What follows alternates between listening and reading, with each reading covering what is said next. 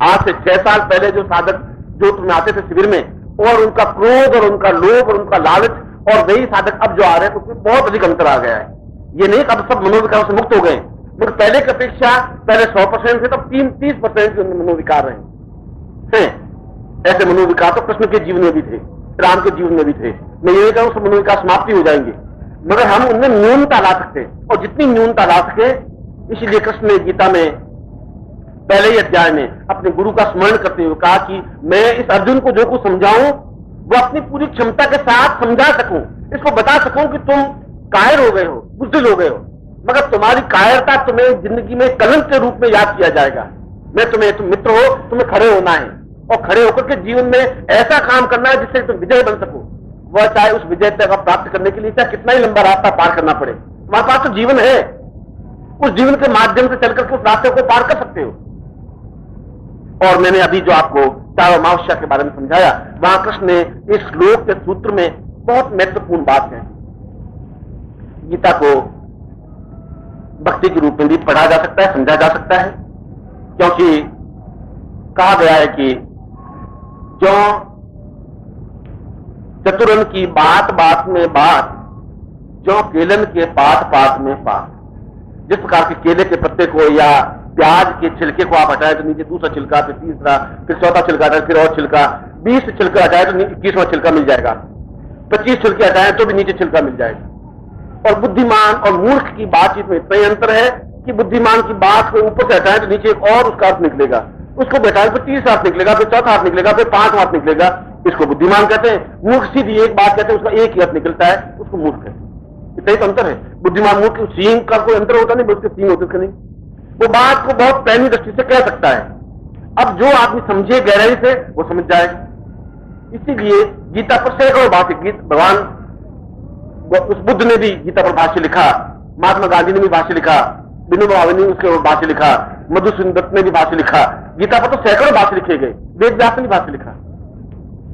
मगर सभी ने भाष्य लिखने के बाद भी उन्होंने कहा कि हम गीता को जिस ढंग से समझना चाहें उस ढंग से समझ नहीं पाए। जिस रूप में अर्थ करना चाहे उसी रूप में उसकी पूर्णता ही है। इसीलिए उनको भगवान श्री कृष्ण कहा गया। और गीता को कभी साधनात्मक दृष्टि से उसका अर्थ समझने की क्रिया है। उसको जिस प्रकार से मैंने श्लोक बोला, उस श्लोक में कहा कि इस तीसरी अमावस्या को व्यक्ति पूर्णत्व प्राप्ति के लिए भी अपने जीवन की पूर्णता प्राप्त कर सकता है। और पूर्णता का मतलब, पूर्णता दो चीजों से बनती है। एक, अपने जीवन को, शरीर को पूर्ण स्वस्थ बना करके, कायाकल्प करके, अपने शरीर को पूर्ण तंदुरुस्त बना करके, क्योंकि यह शरीर एक मंदिर है, उस मंदिर की सुरक्षा करना हमारा कर्तव्य है। अगर शरीर नहीं है तो साधना हो नहीं सकती। अगर आप बीमार हैं, असक्त हैं, रुग्ण हैं, अगर पड़े हुए खाट पर, और मैं अगर आपका साधना क्रम समझाऊंगा तो व्यर्थ होगा, आप कहीं बैठ नहीं सकेंगे। इसलिए भगवान कृष्ण ने कहा कि शरीर को पूर्णता देना पहली पूर्णता, और आर्थिक दृष्टि से पूर्णता प्राप्त करना दूसरी पूर्णता, सभी बंधनों से मुक्त होने की क्रिया तीसरी पूर्णता, धर्म के प्रति पूर्णता प्राप्त करना चौथी पूर्णता। इन चारों चीजों को प्राप्त करने के लिए इस तीसरी अमावस्या का प्रयोग होना चाहिए। पहला, अपने शरीर को पूर्ण स्वस्थ और तंदुरुस्त बनाने की क्रिया। दूसरा, आर्थिक दृष्टि से पूर्णता प्राप्त करने की क्रिया। तीसरा, अपने जीवन में उस पारिवारिक दृष्टि से सफलताओं के अग्रसर होने की क्रिया। और चौथा, धर्म के माध्यम से अपने जीवन को पवित्र और दिव्य उदात्त बनाने की क्रिया, जिससे कि हम सारे झंझटों से, सारे बंधनों से मुक्त हो सके, स्वतंत्र हो सके, अपने जीवन को पूर्णता के साथ ईश्वर के चरणों में चिंतन के साथ पूर्णता दे सके, मगर वैसा कि हम इस पर तटस्थता से देख करके आगे बढ़ सके। उसने और दो बातें कही। कल का दिन, क्योंकि आज मुझे आना था आपके सामने सुबह 11 बजे, और इन लोगों ने घूमते घामते मुझे पहुंचाया 4:30 बजे, 5 बजे। जो मैं बात करना चाहता था आपको 11 बजे, जिससे मैं चाहता था शाम को मैं आपको उस साधना क्रम के बारे में ज्यादा समझाऊं, मगर सुबह जितना काम जैसा होना चाहिए था उस प्रकार से भाग दौड़ में नहीं हो पाया। मगर कल का दिन हमारे लिए इतनी महत्वपूर्ण है कि शास्त्रों में जो विधि तीसरी अमावस्या है वह कल का दिन अमावस्या के रूप में है, जिससे हम उन चीजों को पूर्णता को अपने आप में वश में कर सकें। कायाकल्प का तात्पर्य है अपने शरीर, काया जो हमारी शरीर है उसमें बिल्कुल परिवर्तन ला सके, कल्प ले सके, एक अंतर ला सके, बदलाव ला सके। ये कायाकल्प आयुर्वेद के माध्यम से भी संभव है, ये कायाकल्प मंत्रों के माध्यम से भी संभव है, ये कायाकल्प शक्तिपात के माध्यम से भी संभव है, ये कायाकल्प समाधि के माध्यम से भी संभव है। चार चीजें हैं। इस कायाकल्प को चार तरीकों से आप अपने शरीर को कायाकल्प कर सकते हैं। औषधियों के माध्यम से संभव नहीं है। औषधियों के माध्यम से जीवन चल सकता है, मैं दवा लूं चलेगा, क्योंकि इन चारों चीजों पर हमारा विश्वास नहीं है, चारों चीजों पर हमारा कंट्रोल नहीं है। आयुर्वेद के बारे में हमें ज्ञान है ही नहीं, और आयुर्वेद से ढंग से हमें उपलब्ध नहीं है, क्योंकि जो कुछ राज्य गवर्नमेंट हमें दे रही है हम उसी को स्वीकार कर रहे हैं। राज्य कह रहे हैं आयुर्वेद बेकार है, हमने मान लिया आयुर्वेद बेकार। राज्य कह रहे हैं कि एलोपैथी बिल्कुल सही दवा है, हमने एलोपैथी को सही दवा मान ली। वो कह रहे हैं कि ये सब कुछ खराब है, ये सब कुछ खराब है। भगवान का नाम लेना विख्यानुषी है, हमने मान लिया भगवान का नाम लेना विख्यानुषी। छुट्टी रखना अपने आप में अच्छा नहीं है, हमने मान लिया छुट्टी रखना अच्छा नहीं, क्योंकि हम तो गवर्नमेंट की आंखों से देख रहे हैं, अपनी आंखों से तो खोलते ही नहीं, देखते नहीं, चिंतन नहीं करते। आयुर्वेद के माध्यम से भी कायाकल्प की क्रियाएं संभव हैं, यदि सही ढंग से आयुर्वेद के माध्यम से उस प्रकार के औषधियों को मिला करके औषधि बनाई गई। हमारे शरीर में कोई भी रोग हो, उन रोगों को कम कर सकते हैं, समाप्त कर सकते हैं। मैंने दो शब्द काम में लिए, एकदम से लेते ही आप बिल्कुल रोग मुक्त होकर के जवान पट्टे बन करके और कल मेरे सामने खड़े हो जाएंगे, देखो गुरु जी है 25 साल, ऐसा संभव नहीं हो सकता, क्योंकि आपने शरीर को इतना अधिक घिस लिया है कि उतना टूट फूट हो गई शरीर में, तब उसको वापस तारों को जोड़ने में भी शरीर को बेचारे को बहुत टाइम लगेगा। निर्दयता से जितना आपने अत्याचार शरीर पर करना है कर रहे हैं, निश्चित रूप से कर रहे हैं। मगर मैं प्रमाण दे रहा था कि आयुर्वेद, और मैंने काउंटर पर आयुर्वेद में कुछ फॉर्मूले कायाकल्प के रखे दवाइयों के, इसलिए रखे कि ये आज के युग में भी एहसास कर सके कि कायाकल्प के माध्यम से निश्चित रूप से रोगों से मुक्त हुआ जा सकता है। इसलिए मैंने, क्योंकि मेरा धर्म, मेरा कर्तव्य साधना क्रम समझाना है, तो आयुर्वेद की भी स्थापना करनी है। जो कुछ आयुर्वेद के माध्यम से ज्ञान हो वो पत्रिका के माध्यम से आप लोगों तक पहुंचाने की क्रिया जरूरी है। और दूसरा, समाधि के द्वारा, मंत्र जाप के द्वारा और अपने मंत्र चिंतन के द्वारा। दूसरी पूर्णता, आर्थिक पूर्णता, और वह भी कल पूर्णता की क्रिया, उसमें विशेष मंत्रों के माध्यम से आहुतियां देकर के और उस लक्ष्मी को प्राप्त करने की क्रिया। और मैं आपको एक विशेष चिंतन जो बहुत ही, और जिनको बुद्धि का बहुत ज्यादा अजीर्ण हो, कुछ लोग ऐसे होते हैं जो जरूर से ज्यादा बुद्धि रख करके वो नित्य डका लेते ही रहते हैं, और जब वो डका लेते हैं तो सामने वाले को भी दूषित करते ही हैं, क्योंकि जिसका पेट बहुत फूला हुआ होता है वो क्या करे, वो कुछ न कुछ तो कहेंगे ये सब बेकार है। मैं तो अभी बताया आपको, ऐसे पुत्र हैं, और मैं तो कई बार पिता के कहते हैं कि गुरुजी इस लड़के को आप लाइन पे लाइए, ये तो कह रहा है सारा तो मेरे बाप हो ही नहीं। अब मैं गुरुजी में क्या समझाऊं, मेरे भाई नहीं होंगे तुम, ये तुम अपनी वाइफ को पूछो भाई कौन है इसका बाप। अब मैं तो क्या जवाब दे सकता हूँ, इसकी माँ जवाब दे सकती है, मैं तो दे नहीं सकता। अब मेरे को आप क्या करते, मुझे बेटा ही कह देते। और जिसको बुद्धि का अजीर्ण हो गया हो, वे भी इन मंत्रों के चिंतन पक्ष को आप स्पष्ट रूप से देखें। आपने, या लोग कहते हैं कि क्या चमत्कार है, मंत्रों के माध्यम से कोई चमत्कार हो सकता है क्या? और मैं कह सकता हूं कि आप जिसमें चमत्कार देखना चाहें मैं आपको दिखा दूं, बिल्कुल बहुत बड़ी बात है। मंत्रों के माध्यम से चमत्कार हो सकता है। कल कुरुक्षेत्र को तो स्थान, इससे उच्च कोटि का स्थान नहीं हो सकता। साधक, और आप निश्चित रूप से साधक हैं, इस बात का मुझे विश्वास है, गर्व है। हो सकता है न्यूनता हो सकता है विशेषता हो, मगर आम लोगों की अपेक्षा आप में साधना की प्रवृत्ति है, इसलिए आप सामने बैठे। ब्रह्म सरोवर का तट, जहां पर ब्रह्मा ने इतने उच्च कोटि के ऋषियों ने बैठ करके साधना की होगी, जरूर ये स्थान अपने आप में महत्वपूर्ण होगा। और फिर कार्तिक महीना, और फिर कार्तिक महीने भी पूर्णता की अमावस्या, 5 चीजें एकत्र होने के बाद भी हम अगर लाभ नहीं उठा सके तो हमारे जीवन की बड़ी न्यूनता है। और यदि गुरु नहीं दिखा सके तब गुरु की भी न्यूनता है, वो शिष्य की न्यूनता ही नहीं, गुरु की भी न्यूनता है कि उसको सही ढंग से नहीं समझा सके, बता सके। यज्ञ कुंड, मैं आपको चमत्कार की बात बता रहा हूं, क्योंकि आप चमत्कार, कल शाम को भी बात चल रही थी, वो ये सब कह रहे थे कि गुरु जी चमत्कार, हरियाणा के लोग तो एकदम से चमत्कार ही देखते हैं।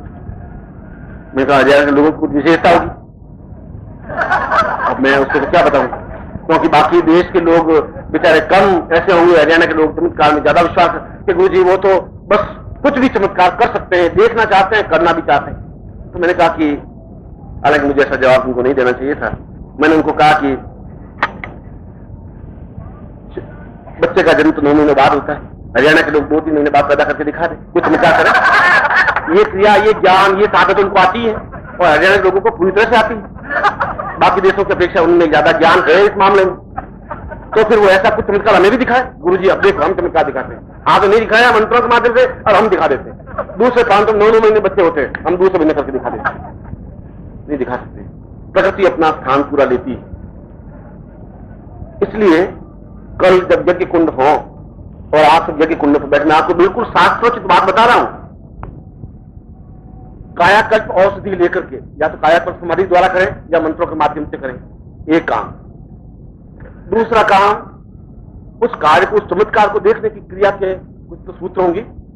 यहां पर कुरुक्षेत्र में आने के लिए कुछ शर्तें। एक शर्त यह है कि मुझे जोधपुर से रवाना होना पड़ेगा, ट्रेन में या कार में बैठना पड़ेगा। दूसरी कार चलेगी, डीजल पेट्रोल जलेगा। फिर दिल्ली आना पड़ेगा, फिर दिल्ली से कुरुक्षेत्र की सड़क पकड़नी पड़ेगी, फिर कुरुक्षेत्र आना पड़ेगा, तब मैं यहां पहुंचूंगा। अब कहेंगे भाई सड़क तो कुछ नहीं होगी, बस कुरुक्षेत्र पहुंचना है, तो संभव नहीं। यदि आपको साधन में चमत्कार देखना है तो कुछ तो उसमें नियम अपेक्षित हैं, वो तो करने ही पड़ेंगे आपको। अपने आप को समाधि के द्वारा, मंत्र के माध्यम से या आयुर्वेदिक औषधि के माध्यम से अपने शान को पूर्ण कायाकल्प करें। एक बात, तुलसी के पत्ते अगर हम लेते हैं तो जरूर शरीर पवित्र होता ही, पवित्र होता है। कायाकल्प होने की क्रिया अलग है। आयुर्वेदिक औषधियों के माध्यम से जो कायाकल्प औषधि बनती है, उस औषधि का सेवन करने से निश्चित रूप से ताकत और प्रफुल्लता आ पाएगी, जिसके माध्यम से आप बैठ पाएंगे और उस चेतना को प्राप्त कर पाएंगे। आप में पौरुषता क्षमता तो आनी चाहिए। यदि आपने कुछ अभी जो विश्व के खेल हुए थे लाओस में, तो आपने देखा बेन जॉनसन हार गया था। सबसे ज्यादा तेज दौड़ने वाला था, जिसने 9 मिनट 87 सेकंड में 100 मीटर दौड़ गया। शायद आपने कुछ पढ़ा होगा कि नहीं पढ़ा होगा। और काल उसमें जीत गया था बेन जॉनसन। बेन जॉनसन को बाद में स्वर्ण खिताब क्यों हटाया गया? कि उन्होंने कुछ ऐसी औषधि ली जिसके माध्यम से शरीर में ताकत आ सके। कम से कम ये नुकसान तो हुआ उसका, मगर संसार को एक ज्ञान मिला कि ये दवाइयां मांसपेशियों को मजबूत करने में बहुत सहायक है। ये ज्ञान तो मिला ही। जिनकी मांसपेशियां कमजोर हो वो उसको लाभ उठा ही सकता है। और कायाकल्प का उस औषधि का फल ये कि आप उस कायाकल्प औषधि को लेने से आप बैठ करके उस पूरी जादुल्यता को स्वीकार कर सकें, देख सकें, महसूस कर सकें और दृढ़ता के साथ बैठ सकें। इसलिए कायाकल्प। दूसरी बात, सुबह उठ करके और गुरु मंत्र का जाप, जिससे कि 5 विकारों को दूर कर सकें यथासंभव। 5 मालाएं, 1 माला, 11 माला, 15 माला, जितनी भी आप दृढ़ता के साथ बैठ सकें। दूसरी शर्त। तीसरी शर्त, उस प्रकार की विशेष पूर्ण दीक्षा प्राप्त करने की क्रिया। पिछली बार नवरात्रि में आप आएंगे तो मैंने आपको सतोपंथी दीक्षा दी थी, और उस सतोपंथी दीक्षा का सबसे ज्यादा कैसेट बिके, इसलिए कि, और किसने खरीदे सतोपंथी दीक्षा सबसे ज्यादा कैसेट? सन्यासियों ने। हरिद्वार से ऑर्डर आया कि आप 200 कैसेट में भेज दीजिए। व्यक्ति तो खरीदे नहीं, वो तो 1 या 2 कैसेट ही खरीदे। उनको पहली बार एहसास हुआ कि इतनी उच्च कोटि के ज्ञान को कम से कम सुरक्षित रख सके। और ऐसे हरिद्वार से और भी कई सन्यासी जो कभी आते नहीं, जोधपुर आकर के कोई 5 कैसेट ले गया, कोई 10 कैसेट ले गया। उनको जीवन में पहली बार एहसास हुआ कि सतोपंथी दीक्षा भी कुछ होती है, भजन भी अपने आप में कुछ होते हैं। मैंने कैसेट की व्यवस्था की है इसलिए कि आप सतोपंथी दीक्षा को समझ सकें, उन भजनों को आप सुन सकें, तन्मयता प्राप्त कर सकें, चिंतन प्राप्त कर सकें। उन कार्य साधना को, कैसे कार्य साधना की जाती है, गुरु पूजन कैसे किया जाता है, या साधना कैसे संपन्न की जाती है, उस कैसेट में रखने की कोशिश की है। उसके माध्यम से 1 बार, 2 बार, 3 बार समझ सके। दूसरी बात, सुबह उठ करके पहला कायाकल्प औषधि का सेवन, दूसरी बात स्नान करके और सुबह उठ करके और गुरु मंत्र का जाप, तीसरी बात पूर्ण दीक्षा प्राप्त करने की क्रिया। वह दीक्षा देने की क्रिया यहाँ के जो आयोजक हैं उनको चाहिए कि आपके लिए व्यवस्था करें, क्योंकि मैं तो दीक्षा देने के लिए तैयार हूं और आप दीक्षा देने के लिए तैयार है, पर आयोजकों की ये ड्यूटी है, कर्तव्य है कि उनको व्यवस्था करनी ही चाहिए, क्योंकि ये दूर दूर से आए हैं और उनके लिए जरूरी है, क्योंकि वे उसका लाभ उठा सके। ये 3 क्रियाएं होने के बाद चौथी क्रिया यज्ञ में आहुति, जिसके माध्यम से ये चारों चीजें प्राप्त हो सके। धर्म, आपका मतलब अगर धर्म से हिंदू और मुसलमान ईसाई है तो मैं आपके मन के संदेह को दूर कर रहा हूं। धर्म का मतलब है जीवन में पूर्ण आस्था पैदा होने की क्रिया को धर्म कहते हैं, उसको धारण करने की क्रिया को धर्म कहते हैं। और दूसरा अर्थ लक्ष्मी प्राप्ति, पूर्णता के साथ लक्ष्मी मिल सके। तीसरा काम, जिसके माध्यम से हमारे पुत्र पौत्र सुखी हो सके, सफल हो सके, लड़कियों के विवाह हो सके। और चौथा मोक्ष, जिसके माध्यम से बीमारी से मुक्त हो सके, अभाव से मुक्त हो सके, समस्याओं से मुक्त हो सके, उसको मोक्ष कहते हैं। इन चारों चीजों की प्राप्ति के लिए वह पूर्णत्व साधना, और पूर्णत्व साधना के बाद यज्ञ की आहुतियां। और यहां पर 108 कुंडी यज्ञ बनाए हैं, कुंड बनाए। अब मैं आगे की बात मूल रूप से आपको समझा रहा हूं। कल के दिन का महत्व क्या है वो समझा रहा हूं आपको। उस यज्ञ कुंड में आप बैठे पूर्व की ओर मुंह करके। उसके बाद आपके सामने कुमकुम हो, अक्षत हो, जल पात्र हो और हवन सामग्री हो, घृत हो जो यज्ञ में समर्पित की जाती है, तिल जब हो, जिससे भी हवन सामग्री जिसको कहते हैं। अब पांचवी बात की, इसके बाद में चमत्कार वाली बात है। यहां तक तो क्रिया हुई। अब आप कहते हैं कि हरियाणा के लोगों को चमत्कार देखना ही चाहिए, तो मैंने प्रारंभ अपने प्रवचन से पहले ही कहा, देश, काल और पात्र, तो तीनों चीजें मिल रही हैं। देश बिल्कुल सही, जगह बिल्कुल सही है कुरुक्षेत्र, काल बिल्कुल सही है, पूर्णिमा अमावस्या है, इससे ज्यादा काल हो नहीं सकता, पात्र बिल्कुल सही है, गुरु बिल्कुल सही है, शिष्य बिल्कुल सही है। फिर सफलता क्यों नहीं मिले? और फिर अगर सफलता नहीं मिल रही है तो गुरु की गलती है या शिष्य की गलती है? और मैं अपनी तरफ से गलती करने की कोशिश करूंगा नहीं, मैं आपको पूरी बात समझा रहा हूं, आप पूरे तरीके से करेंगे जरूर सफलता मिल सकेगी। उसमें विशेष मंत्रों का आवाहन करके, कल मैं उस विशेष मंत्रों को आवाहन करके आहुतियां दिलवाऊंगा, जिसको लक्ष्मी मंत्र कहते हैं या पूर्ण मंत्र कहते हैं। पूर्ण मंत्र का मतलब है चारों प्रकार की उपलब्धियां प्राप्त हो, विशेष रूप लक्ष्मी की आहुतियां, क्योंकि मैं किसी विशेष देवता के द्वारा आपको वह पूर्णता दिलवाना चाहता था। अब आप अगली बात ध्यान रखें, जब आप आहुतियां दें तब आपका पूरा ध्यान उस यज्ञ कुंड से उठती हुई लपट पर हो। अब आप कहते हैं कि क्या वास्तव में ही मंत्रों के माध्यम से देवता आते हैं या ये तिल जल जलाना सब कुछ व्यर्थ है? और इसका प्रमाण यह है, यह चमत्कार यह है कि आप अपने विश्वस्त व्यक्ति के कैमरामैन को तैयार कर लें जो आपका विश्वास पात्र हो। और मैं इससे समझ जितने भी आहुतियां, 40 आहुतियां हैं, मैं 40 आहुतियों को कहूंगा स्वाहा करने की आहुतियां, और वो बराबर कैमरे से फोटो लेता रहे अग्नि का, आपके फोटो नहीं, उस अग्नि के फोटो लेते रहे। मैं कल यही हूं और परसों भी यही हूं। और 40 फोटो या 30 फोटो या 35 फोटो लें, और यदि आप देखेंगे कि वो अग्नि की लपट के बीच में बिल्कुल लक्ष्मी का चित्र बिल्कुल सामने दिख जाए, तो आप मान लेना मंत्र सही है, अग्नि सही है।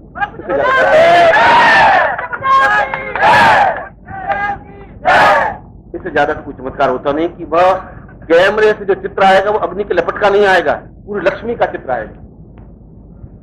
सभी 32 के 32 चित्र लक्ष्मी के नहीं आ सकते, ये मैं भी मानता हूं, मगर उसमें से 1 या 2 चित्र अवश्य ही आएंगे। कब आएंगे? जब आपका पूर्णता के साथ उस अग्नि के प्रति चिंतन होगा। कई बार आपका चिंतन कम भी होगा, आप ध्यान तो दे रहे हैं स्वाहा स्वाहा, उसमें तो लक्ष्मी आएगी, क्योंकि बुला तो आप रहे हैं, मैं तो मंत्र बोल रहा हूं।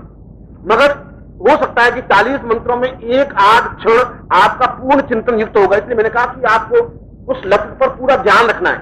मंत्र में बिल्कुल सही बोलूंगा, और इतने लोग हैं उसमें से लगभग सभी के, मैं तो सभी की बात कर रहा हूं, मैं तो 40 फोटो आने चाहिए, और मैं प्रमाण करने को देने को तैयार हूं। आपको विश्वास पात्र कैमरामैन होना चाहिए, हमारा हो ही नहीं कैमरामैन, और आप खुद चेक कर लें।